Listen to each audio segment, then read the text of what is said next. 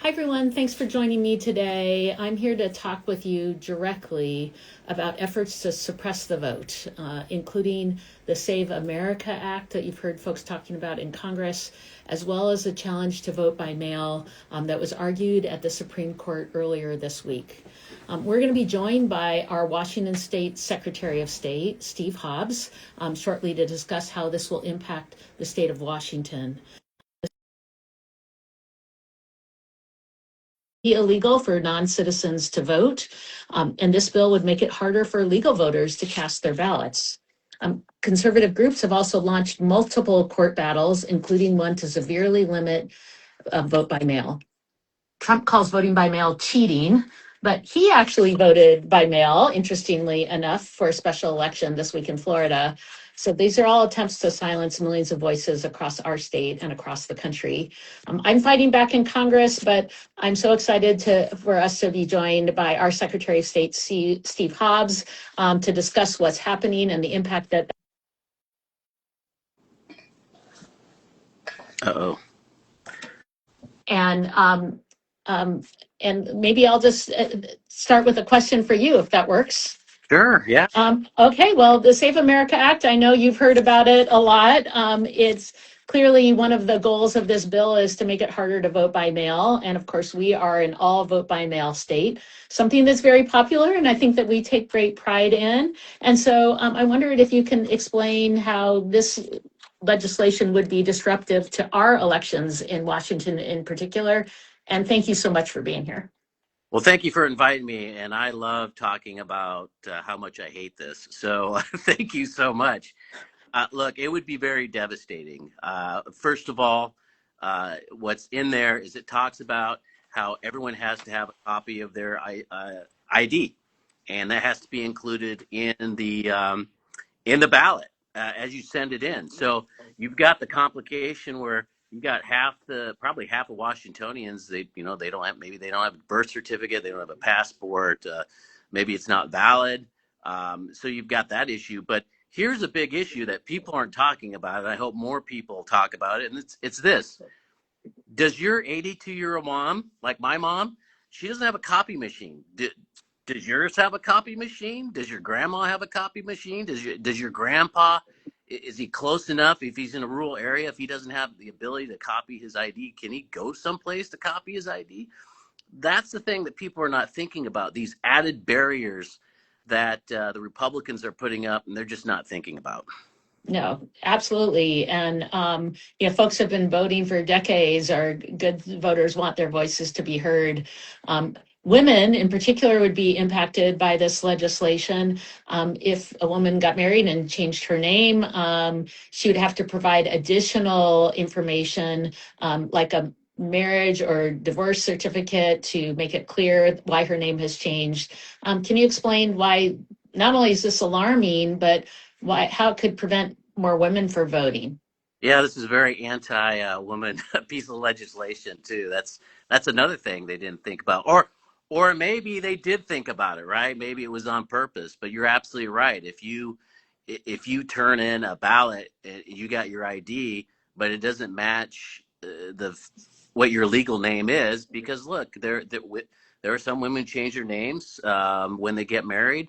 Also adoptions, right? So you got adoptions where people change their names, and just people want to disassociate with their family might change their names. And so now you've added another barrier once again. And this is costly, right? This is kind of a hidden poll tax that nobody talks about. So now I got to go down to the courthouse and get that squared away before I can vote.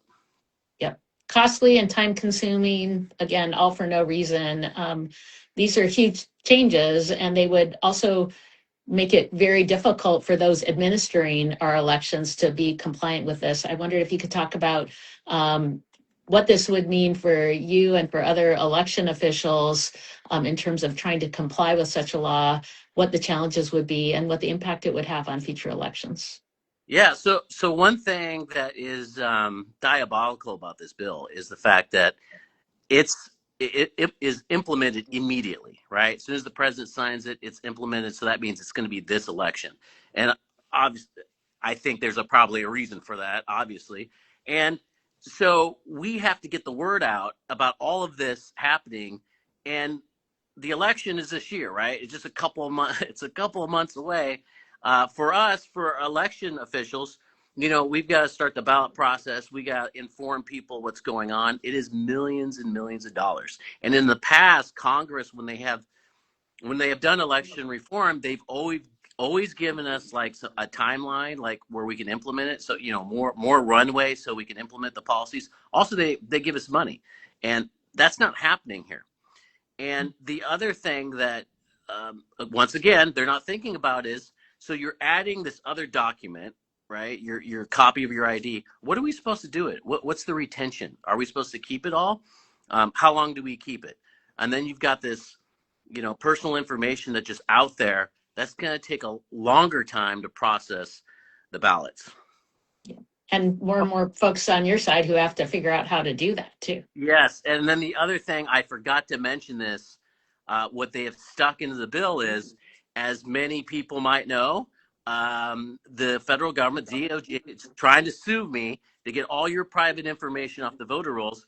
This bill forces me to do exactly that on something they cannot do, and they are losing in. No, that's hugely important. And I think most people don't know that that's part of the bill. Actually, they changed the bill and added that in to make it even worse. Now, that's one piece is the Save America Act, but there's also been a Supreme Court case recently or arguments that were heard just this week on vote by mail, basically saying that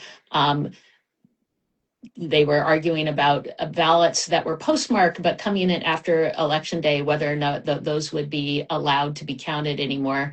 Could you talk about how that impacts our elections, how ours work, since we focus on a postmark too, and about kind of what you're doing to address that and stand up for Washingtonians? Yeah, it's a huge problem. You and I have been in many elections, and you could see that people, they vote from the comfort of their own homes, or our military members serving overseas. I'm still in the National Guard. I deployed to Kosovo and Iraq. I voted overseas there. But the thing is, as long as you had your ballot in the mail before the postmark date on that Tuesday, it counted. Well, and we've seen this, having done these elections, a lot of the mail comes in after the election. So sometimes a third to half of the ballots come in, and people are doing the right thing. They're voting before the election, right? There's nothing fraudulent happening right now.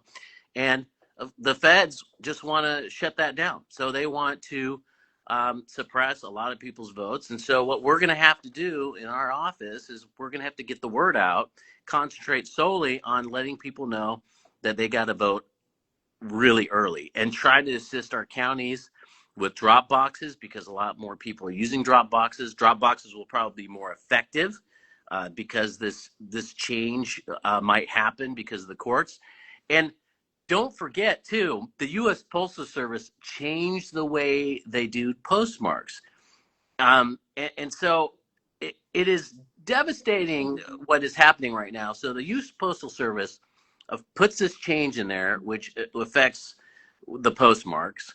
And then the Supreme Court could potentially do this ruling and rule against our state. And then you've got Congress, the Republicans trying to push the SAVE Act. I mean, it would really do big harm to vote by mail in this state.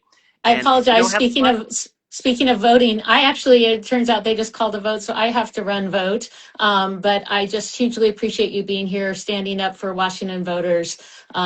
We've got to make sure we stand up across the country, and we'll wait and make sure that everyone knows when we hear what the Supreme Court decides on this. Thanks so much for joining us. I really appreciate it. Well, thank you, and keep on fighting yourself. I know you're doing the good work for Washingtonians. Thank you. Take care. Thanks, everyone. Bye-bye.